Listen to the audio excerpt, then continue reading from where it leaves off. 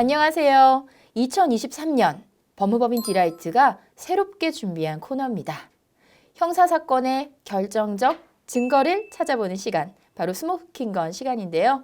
오늘도 어김없이 형사 전문 변호사 노경종 변호사님과 함께합니다. 안녕하세요. 네, 안녕하십니까. 오늘도 하나를 묻히고 오셨네요. 제가 어디에 묻었죠? 잘생김? 세상에나. 다음에는 한쪽 더 묻히고 오겠습니다. 예상 못했는데 이거 리허설 때 없었는데. 야, 역시 대단하십니다. 지난번에 방송 나가고 좀 어때요, 변호사님? 아무래도 지인분들이 너무 재밌게 봤다 말씀 많이 해주시고요. 꾸준히 계속해서 좀 해달라 이런 응원하는 분들도 계셨습니다. 네네. 이게 저희가 첫 번째 이렇게 쭉 다뤘던 게 성범죄 사건이어가지고 네네. 사실 엄청 무거웠어요. 그리고 이제 댓글 보니까 이런 사건들이 좀 근절됐으면 좋겠다. 그리고 네네. 또 전혀 해보지 못했던 네네. 피의자 입장에서의 사건을 또 조망하게 돼가지고 되게 좋은 응원의 댓글들 주셔서 너무 감사드립니다. 네, 감사합니다. 아니 저희가 오늘 이 시간에는 또 다른 영역을 다뤄보려고 합니다. 네네. 보이스피싱 범행으로 얻은 피해 금액을 가상자산으로 바꿔서 세탁을 하는 용도로 피해 금액이 천문학적으로 뜁니다. 엄청나게 놀랄 만한 금액을 보실 수 있을 거예요. 심지어 자본시장법 위반도 걸려 있어요. 엄청난 형량이 있을 것으로 예상이 됩니다. 이것도 거짓말이었어요. 거래량이 100배 차이가 나요. 돌려막기 한 게 인위적으로 매도 매수 주문을 계속 넣어가지고 거래량을 펌핑 시켜놓은 거였어요. 3천억치 넘잖아요. 비트코인 10,000개 어디로 가져간 겁니까? 다단계 듣기만 해도 너무 불편해요, 진짜. 증거를 찾았습니다. 그 증거를 찾았어요. 네? 무서워. 법무법인 디라이트라고 하면 한쪽 영역 중에 하나가 잘하고 있는 영역 중에 하나가 네. 바로 블록체인 분야인데 사실상 2017년부터 어떻게 보면 소위 말해 ICO라고 하는 이 네네. 가상자산 열풍과 가장 또 핵심에 있었던 법무법인이 바로 디라이트가 아닐까 싶기는 해요. 네네. 그 와중에서 좋은 팀들도 많이 나왔었지만 사실 형사사건에서 주요하게 봐야 되는 거는 아무래도 사기범죄 네. 이런 쪽 아닐까 생각이 네. 들어요. 그래서 오늘의 타이틀이 이 가상자산과 사기 누가 그들을 울렸나 이런 내용인데요. 크립토 커런시라고 하는 거 이 용어가 계속 변천이 좀 되었잖아요, 변호사님. 네네. 네. 그때 당시에 어떻게 흘러왔는지 좀 설명 좀 해주세요. 네. 간단히 말씀을 드리면은요. 이제 지금은 가상자산이라고 약간 통일되고 있는 분위기인데 초기에는 아까 방금 말씀해 주셨지만은 이게 원래 명칭이 이제 크립토 커런시라고 해서 직역을 하면은 암호화폐라고 많이 불렸습니다. 초반에는 거의 다 그렇게 말씀을 하셨던 것 같고 시간이 조금 흐르면서 이제 가상화폐 이런 거하고 이제 혼용해서 암호화폐라고 했다, 가상화폐라고 했다 이렇게 하다가 이제 특근법이라고 하죠. 특정금융정보법이 2020년경부터 가상자산이라는 명칭으로 이제 이 가상자산과 관련된 거래를 규율을 하면서 최근에는 가상자산 이렇게 좀 공식적인 표현으로 자리를 잡아가는 것 같습니다. 그리고 2017년경부터 그때부터 사실 국내에 가상자산 광풍이 불었죠. 그렇죠. 가상통화 비트코인의 가격이 국내 시장에서 2천만 원을 돌파했습니다. 해외에서도 급등세가 나타나지만 가상화폐 비트코인이 다음 주에 미국 제도권 시장에 진입하는데 가격 급등락이 심상치 않습니다. 올해만 20배 넘게 올랐죠. 비트코인 광풍의 중심지가 한국이라는 평가도 나오고 있습니다. 비트코인이 막 갑자기 어마어마하게 막 10배 몇 배 상승하면서 2천만 원을 막 찍기도 했었고 그렇게 국내에도 가상자산의 투자나 거래에 대한 관심이 매우 커졌었는데 그래서 기억나실 거예요. 당시에 김치 프리미엄이라 그래가지고 네. 보통 다른 나라의 가격과 달리 우리나라 거의 50% 이렇게 했었거든요. 그런 김치 프리미엄이라는 용어가 생길 정도로 국내에서 가상자산의 거래 가격이 높아지고 엄청나게 거래량도 엄청나게 많았던 그런 경우도 있었습니다. 갖고 계신 가상자산 있으십니까? 맛만 봤습니다. 맛만. 진짜요? 아쉽게도 재미는 못 봤네요. 뭐지? 네. 좀 더 파보고 싶긴 하지만, 이걸 얘기하다 보니까 갑자기 뜬금없이 한 분이 좀 생각나네요. 저도 생각나는 분이 있네요. 네. 아마 그분 하나, 생각하실 것 둘, 같아요. 셋.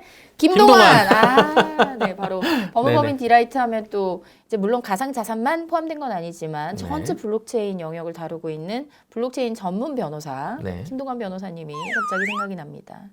오늘은 형사 사건을 다루니까 오늘 잘생김을 이렇게 묻히고 오신 노 변호사님과 함께 이야기를 좀 나눠볼게요.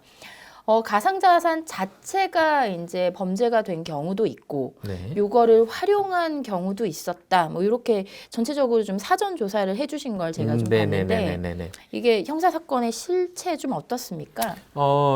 방금 말씀해 주셨는데요. 이제 가상자산과 관련된 형사 사건이 크게 나눠보면은 가상자산의 거래 그 자체가 이제 범행의 대상이 되는 경우가 있고, 사실 이게 제일 중요하죠. 그거 외에 가상자산이 다른 범죄 행위를 위해서 활용되는 경우도 있습니다. 이렇게 크게 보면 두 개로 나뉘는 거죠. 그래서 이제 제가 이제 살펴본 거는 사실 수사기관에서 수사했던 자료나 이런 것들은 뭐 통계는 제공하지만 구체적으로 저희가 사건 내용을 찾아보거나 이러기는 어려운데 법원은 이걸 찾아볼 수 있게 제공을 하고 있어요. 그래서 법원 사이트 가면 되나요? 사이트에서도 일부 볼 수 있고 법원 도서관에 가면은 볼 수가 있습니다. 네, 외부 유출은 반출이나 이런 건 안 되지만 내용을 볼 수는 있고요. 그래서 암호화폐, 가상화폐, 가상자산 이런 중요한 키워드로 법원의 형사사건 판례를 찾아보면은 가상자산과 관련된 사건이 본격적으로 등장하기 시작한 거는 정말 흐름이 비슷해요. 2017년경입니다. 그때부터 이제 법원에서 좀 본격적으로 판단이 많이 나오기 시작을 했어요. 그러니까 한 5, 6년 정도밖에 안 된 거죠. 가상자산과 관련된 형사사건 판례가 나온 게 5, 6년밖에 안 되는 거예요. 다른 웬만한 형사사건과 비교하면은 정말 짧은 겁니다, 역사가. 근데 생각해보면 법원의 판단이 나오기 전에 검찰의 기소가 있어야 됩니다. 검찰이 사건을 수사해서 넘겨야 법원에서 재판을 할 거 아니에요? 그리고 검찰이 기소를 하기 전에 경찰이 또 수사를 해줘야 됩니다. 그래서 이제 실질적으로는 가상자산 광풍이 있었던 2017년으로부터 한 1년 정도 전 2016년경부터 이 가상자산 관련 범죄 수사가 좀 본격적으로 이루어졌다. 이렇게 볼 수 있겠습니다. 네네. 그렇죠. 이 경찰청이 지난해 발표한 통계 중에는 2017년부터 2021년까지 5년간 이 가상자산 불법 행위 검거 건수가 약 2,000명이라고 되어 있네요. 예. 네. 죄명과 이제 범죄 행위에 따른 구체적인 분류는 없었는데 이런 그 실태를 명확하게 파악하는데 좀 한계가 있었을 것 같아요. 네. 이제 노 변호사님이 법원 그 판결문을 다 네네. 리서치를 해보셨습니다. 이번 방송을 위해서. 네네. 살펴보니까요. 아까 말씀드린 것처럼 가상화폐, 뭐 암호화폐 이런 검색어로 찾아보니까 2017년부터 봤더니 올해 초까지 한 약 5,000건 정도의 형사사건 판례가 있었습니다. 네네. 우리나라 전체 법원을 말하는 거예요. 전국에 있는 법원. 그래서 이 중에서 아까 말씀드린 그 두 가지 분류가 있다고 했는데 가상자산이 이제 다른 범죄 행위를 위해서 활용되는 경우 이런 경우는 뭔가 봤더니 크게 마약, 음란물 이런 범죄에서 거래 수단으로 활용된 내용이 많았습니다. 최근 4년간 엠번방 사건 네네. 때도 그때 비트코인 있지 않았어요? 맞습니다. 어떤 형태였냐면은 그때 이제 뭐 그 사건을 지금 맡은 건 아니지만 그 보도된 거에 따르면은 엠번방 입장에 대한 대가로 가상자산을 받았던 걸로 알려져 있어요. 그렇게 이제 쓰이는 거죠. 근데 결국엔 이제 이런 마약 뭐 이런 음란물 이런 어떻게 보면 음지의 행위들에 가상자산이 쓰이는 이유가 추적이 어렵기 때문에 그런 걸로 보이고요. 마찬가지로 또 엄청 많은 부분을 차지하는 게 보이스피싱 범행에서 보이스피싱 범행으로 얻은 피해 금액을 가상자산으로 바꿔서 세탁을 하는 용도로 그렇게 많이 또 사용이 되고 했었어요. 예, 그래서 결국 이런 유형, 그러니까 가상자산 자체, 그 거래 자체가 범행의 대상이 되는 건 아니지만 이렇게 다른 범행에 사용되는 비율이 사건 전체를 보니까 한 30% 정도 됐었고요. 가상자산 같은 경우에는 그 지갑 전송 내역으로 추적을 해야 되는데 네. 거래소로 이 가상자산이 들어가 버리면은 우리가 흔히 이제 가상자산 전송 내역을 볼 수 있는 사이트들이 있잖아요. 거기서 구체적으로 그 안에서 움직인 건 볼 수가 없어요. 예, 그렇다 보니까는 추적이 어려운 문제가 있습니다. 예, 이렇게 가상자산이 이제 다른 범행에 이용되는 게 당연히 다 이렇게 하면 안 되죠. 바람직한 현상은 아닌데 사실 이제 이러한 유형은 가상자산과 관련된 이게 범죄다라고 보기는 조금 어려운 측면이 있습니다. 그러니까 핵심은 아니라는 거죠. 핵심은 아니고 그런 것 같습니다. 그러면 결국 범행의 거의 대부분은 가상자산 발행하고 네. 판매하고 네. 뭔가 이걸 통해서 사기를 한 그쵸? 맞습니다. 맞습니다. 사기죄. 네네. 그때 당시에 네. 그쵸? 얘기해 주세요. 네, 결국 이제 가상자산 형사 사건이라고 딱 얘기하면은 제일 중요한 부분이 결국 이제 경제 범죄거든요. 뭐 마약 이런 게 아니라 경제 범죄. 그래서 보통 이제 일반인 분들 그리고 국민분들 이런 분들에게 알려져 있는 경제 범죄하면 딱 떠오르는 세 가지 범죄가 있어요. 예. 사기, 횡령, 배임이죠, 그죠? 사기, 네. 횡령, 배임. 근데 제가 보니까 횡령하고 배임은 거의 없고요. 사기죄가 많았습니다. 사기죄가 뭐 비율로 치면은 40%가 조금 넘는 그러니까 거의 뭐 대부분이 사실 사기에 해당한다고 봐도 과언은 아니죠. 네네. 그때 이제 2017년에 사실 ICO라는 단어가 많이 나왔죠. 네네. 국내에서는 뭐 사실상 불법인데 네. 이제 한국에서 사업을 영위하고 있는 법인이 네. 해외에 이제 이걸 위탁을 해서 재단을 설립하고 네. 여기에서 이제 토큰을 소위 말해서 토큰을 판매하는 네. 코인을 판매하는 이런 형태로 맞습니다. 했었던 것 같아요. 네네네. 그래서 많은 회사들이 이제 이걸 어떻게 하면 불법적이지 않게 할 수 있느냐 이런 걸 되게 좀 많이 봤던 것 같은데 네. 아 이게 사기 사건이 좀 많은 이유 뭐 이런 약간 물론 생각도 물론 드는데. 이제 뭐 이따가 또 살펴보겠지만은 네. 결국에는 이제 제가 이제 살펴본 거는 법원에 판결을 받은 내용들이고 사실 수사상에 올랐다가 뭐 혐의 없이 끝나거나 이런 것들도 굉장히 많았을 겁니다. 그리고 지금 그 사기 사건이 40% 정도라고 말씀을 드렸는데요. 전체 사건이 한 5천 건이니까 뭐 계산해 보면 산술적으로 보면 한 2천 건 정도잖아요. 근데 사실 이게 결코 전체 형사 사건의 판결 수와 비교해 봤을 때 많은 게 아닙니다. 그러니까 쉽게 말하면은 사기 사건이 많다라고 보기보다는 횡령 배임 사건이 거의 없다라고 보는 게 맞는 거죠. 네. 그래서 이렇게 가상자산 범죄에서 다른 경제 범죄보다 사기 사건이 다수의 비율을 차지하는 거는 또 몇 가지 이유가 있습니다. 그거를 조금 말씀을 드리면은요. 일단 횡령 사건. 왜 횡령이 많이 없냐? 이거는 이제 현행법상의 규정 문제가 커요. 현행법상의 규정은 횡령의 대상을 재물만 대상으로 하고 있습니다. 재산상 이익은 안 돼요. 그 두 개를 명확하게 구분하고 있거든요. 그래서 법원에서 2020년경에 가상자산에 대해서 이거는 물리적 실체가 없다. 유체물이 아니다. 그리고 사무적으로 관리되는 디지털 전자정보다. 그러니까 이거는 재물이라고 보기 어렵다. 사실 굉장히 복잡한데 그러니까- 요지만 딱 말하면. 그러니까 횡령이 안 되는 성립이 안 되는 거죠. 맞습니다. 맞습니다. 그래서 네. 결국 한마디로 이건 재물이 아니니까 애초에 횡령을 논할 수도 없다는 거예요. 이 사람이 가상자산으로 뭐 나쁘게 뭐 빼돌리고 이래도 횡령으로는 아예 의율이 안 된다는 거죠. 그러니까요. 예, 그래서 사실 요 2020년 전에는 검찰이 기소도 좀 했었어요. 그러니까 야 이거는 횡령죄 맞는 것 같다 해서 법원으로 넘겼는데 법원에서 이제 판단들이 나오면서 검찰도 요즘은 거의 횡령으로는 기소를 안 합니다.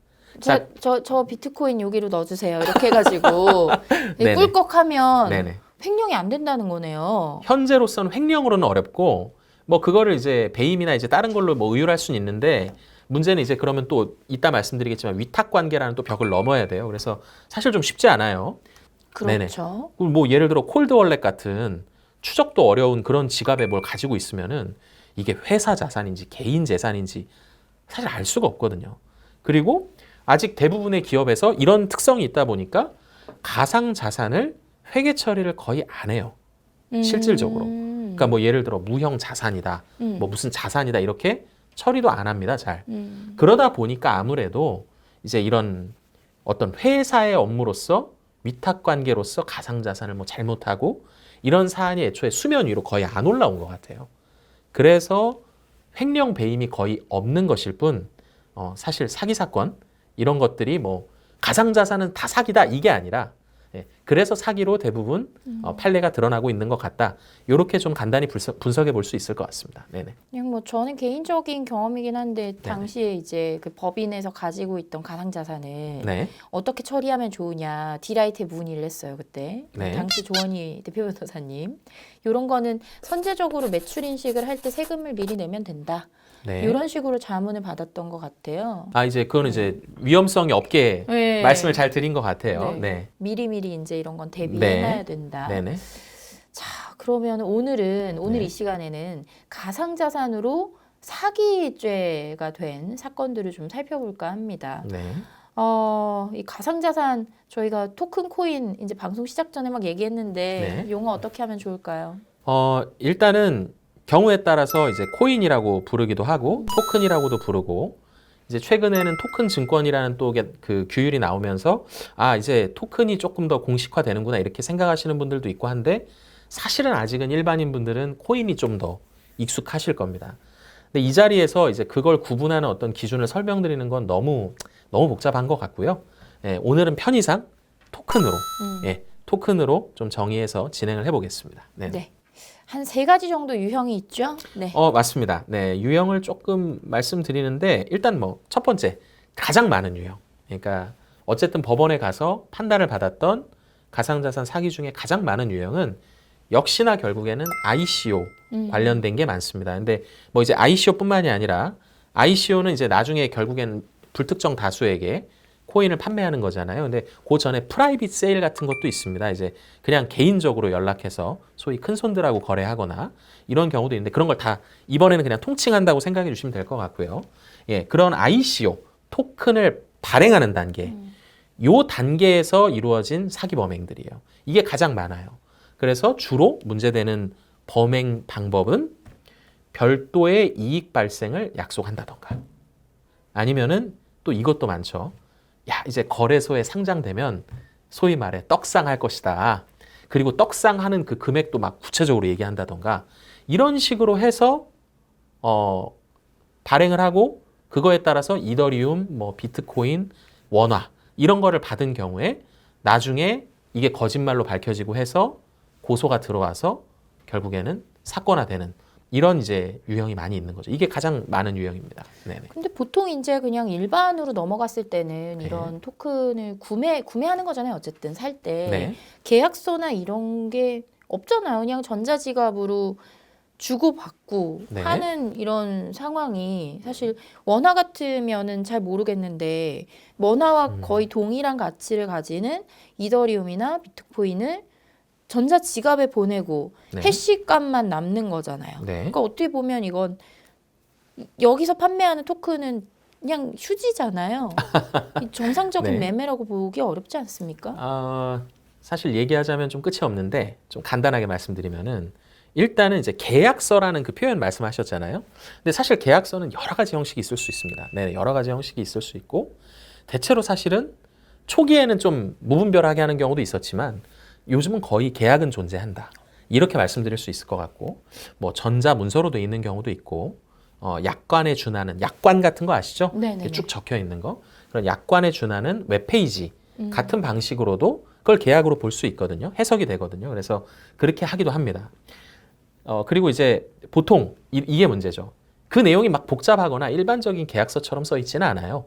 중요한 거는 이제 보통 다들 잘못된 투자 책임 이런 걸 지면 안 되니까 뭐 ICO 발행 주체가 수익을 보장하지 않습니다. 뭐 이런 내용들 이런 것들이 주로 들어가는 거죠. 맞아. 지금 투자 얘기 나와가지고 네. 이건 투자가 아니지 않습니까?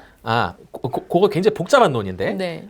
조금만 간소화해서 말씀드리면은 일단 이제 매매냐 투자냐 뭐 이런 식의 이제 질문이 있을 수 있는데요. 보통 이제 이거는 실제로 ICO를 발행할 때 그리고 그 문구를 어떻게 쓰느냐 이런 거에 따라서 사실은 다 다르다고 보여져요.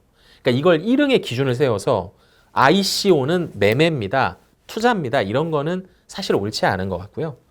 엄밀히 말하면은 정말 그 외관만 보면 매매에 오히려 더 가깝죠. 매매에 훨씬 더 가깝고 다만 이제 그게 실질적으로 실행되는 과정에서 매매와 투자의 성격이 이렇게 좀 섞이는 그냥 이런 게 조금 그런 것 기대감을 같아요. 계속 주는 거죠. 이 홍보하는 분들이. 네네네네. 이 토큰이 어떻게 가격이 오를 거야 해서 네. 정말 많은 유튜버들이 엄청 많이 나왔었고 막 네. 뭐 사건 사고도 많긴 했었는데 그렇죠. 네, 네, 네네. 생각이 막 나네요. 그래서 사실은 방금 말씀 어떻게 보면 잘해 주셨는데 계약의 내용이 복잡하지도 않고 하다 보니까 그래서 사실 ICO에서 중요한 거는 백서입니다. 백서. 예.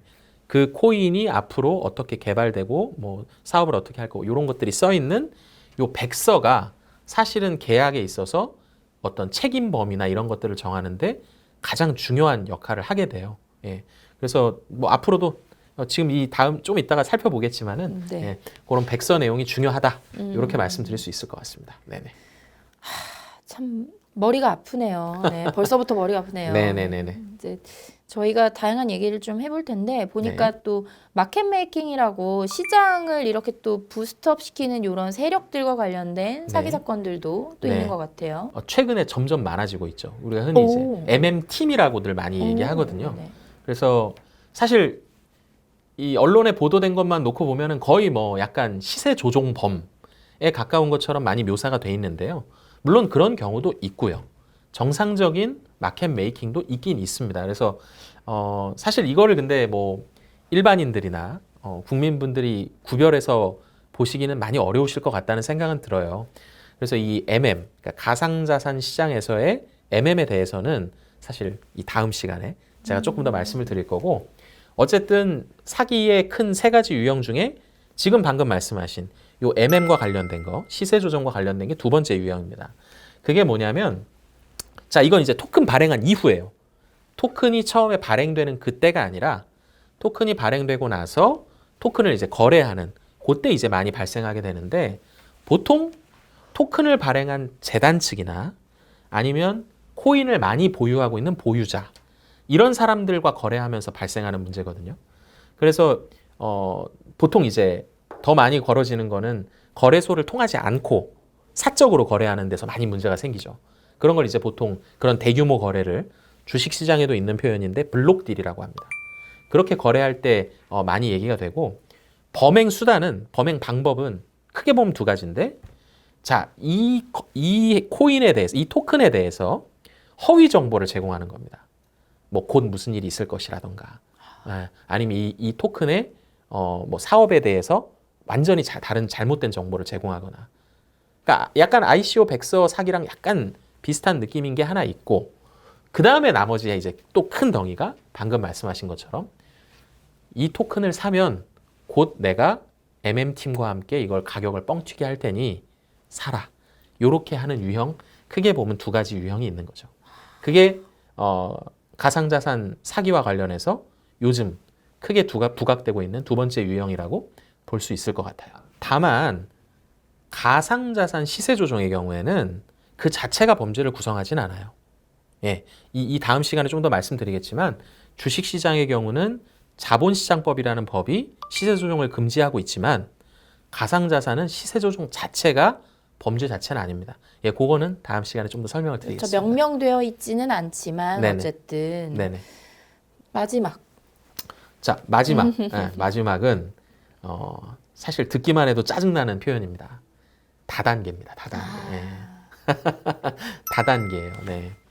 그래서 이 다단계를 통해서 과도한 수익을 보장한다던가 뭐 그런 경우에 이제 대부분 다 문제가 되고, 사실 어떻게 보면은 2017년부터 이 다단계가 문제돼 가지고 유죄 판결들이 막 나와요. 그러니까 우리나라에서 가상자산 광풍이, 그러니까 가상자산 열풍이 처음에 막 불었을 때부터 이미 다단계 업자들이 이 가상자산을 접목시켜 가지고 사업을 많이 해왔던 거죠.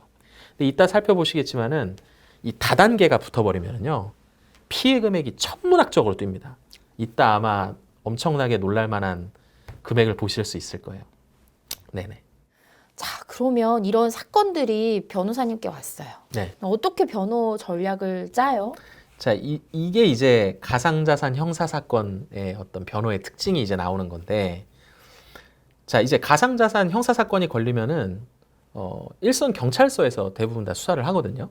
예, 그렇게 하는데, 그 수사하는 팀이 이제 크게 보면 세 개로 나뉘어져 있다고 볼 수 있어요. 경제팀이 있고, 지능팀이 있고, 사이버 수사팀이 있습니다. 이제 가상자산 범행 방식에 따라서 이렇게 나눠서 가는 거예요. 그렇게 네네. 그럴 수 있겠다. 네네.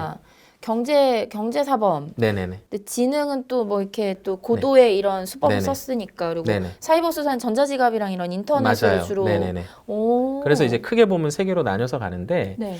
아까 제가 그 2017년부터 뭐 올해 초까지 이렇게 판결 수를 보니까 한 5천 건 말씀드린 적이 있잖아요. 근데 2022년 사법연감을 보니까, 법원에서 낸 사법연감을 보니까 경제범죄에 대한 1심 재판의 처리 사건 수를 보니까 한 6만 건 정도 돼요. 오. 그러면은 한 10%. 가상자산 형사 사건이 6년치가 5천 건인데 아, 그러네. 전체 경제범죄는 1년에 6만 건이니까 얼마 안 되네, 그러면요. 네, 그러니까 사실은 전체 경제범죄 중에 그렇게 많지는 않은 거죠. 네네. 네. 그리고 대법원 판결 수를 보면은 이건 아마 감도 안 오실 거예요. 그러니까 자, 우리나라에 지금 벌써 6년 됐잖아요. 가상자산과 관련한 형사사건 대법원 판례 몇 몇 개 갔습니까? 10건 정도. 네? 6년이 지났는데 한 10건 정도밖에 안 돼요.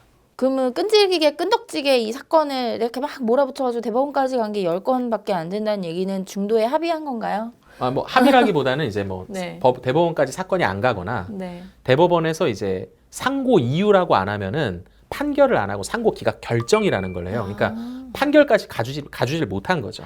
예, 그런 거라고 보시면 될 것 같아요. 그러니까 결국 무슨 말씀을 드리고 싶은 거냐면 가상자산 형사건에 대해서 기준이 아직 충분히 정립이 안 된 거예요. 기준이.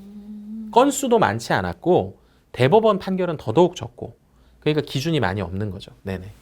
그러면 사실 이제 여기서 조금 PR을 한다고 하면 가상자산 관련 형사사건을 그만큼 많이 알고 있다. 이렇게 네. 또 깨알자랑 해볼 수 있긴 하겠네요. 네. 아 그리고 여기서 한 가지 더 중요한 거. 음. 결국 이제 법원에서 형사 재판을 받게 되는 사안은 경찰이나 검찰이 수사기관에서 수사해서 넘겨줘야 되거든요. 재판으로. 그렇죠. 그래야 이제 재판 간 거예요. 네, 그렇죠. 그 전에 수사기관에서 만약에 이거 문제 안 된다 해버리면은 법원으로 가지도 않는 거죠. 근데 통계적으로 봤을 때 수사기관에서 혐의 없다. 무혐의 처분을 내리는 경우가 한 절반 정도 되거든요. 아, 그래요. 절반 정도. 50대 50인 거죠.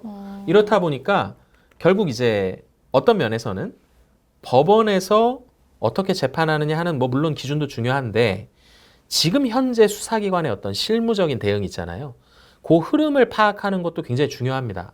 근데 사실 이거는 누가 가르쳐 준다고 알 수 있는 건 아니죠. 네.